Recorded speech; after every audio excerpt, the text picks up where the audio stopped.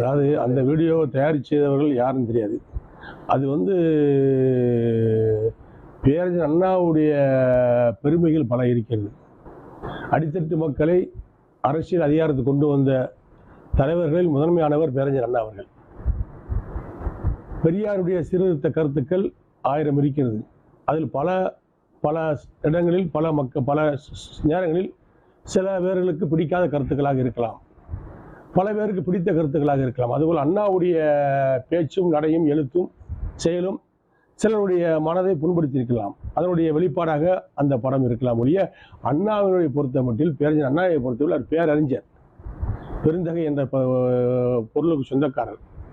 ஆகவே அண்ணாவுடைய திறமைகள் இருந்த காரணத்தினால்தான், அண்ணா என்ற ஒருவர் பிறந்த காரணத்தினால்தான் சாமானியன், அடித்தட்டு மக்கள், ரிக்ஷா ஓட்டுவர், ஆட்டோ ஓட்டுநர், கைவண்டி இழுப்போர், மூட்டை தூக்குவோர் இவர்களெல்லாம் சட்டமன்ற உறுப்பினராகி அமைச்சராகி கோட்டையில் அமரக்கூடிய ஒரு வாய்ப்புகள் கிடைத்தது.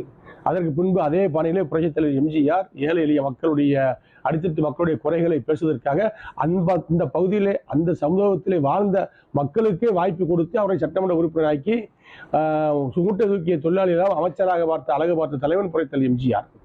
புரட்சித்திலே அம்மா அவர்கள் என்னை போன்ற பிற்படுத்தப்பட்ட சமுதாயத்தை சேர்ந்தவர்களுக்கெல்லாம் சட்டமன்றத்திலே வாய்ப்பை கொடுத்து அமைச்சராக அழகு பார்த்த தலைவி புரட்சித்திலே அம்மா அவர்கள். இன்றைக்கு எடப்பாடியில் அதனுடைய பாணியிலே செல்லக்கூடியவர்கள். நாங்கள் எல்லாம் பேரறிஞர் அண்ணாவினுடைய வழியிலே, புரட்சித்திலே எம்ஜிஆருடைய வழியிலே, அம்மாவுடைய காட்டிய வழியிலே பேரறிஞர் அண்ணாவினுடைய கொள்கைகளும் புரட்சித் தலைவர் எம்ஜிஆருடைய கொள்கைகளும் புரட்சித்திலே அம்மாவுடைய ஆன்மீக கலந்த அரசியலும் இன்றைக்கு எடப்பாடியார் கையில் எடுத்திருக்கின்ற அரசியல்.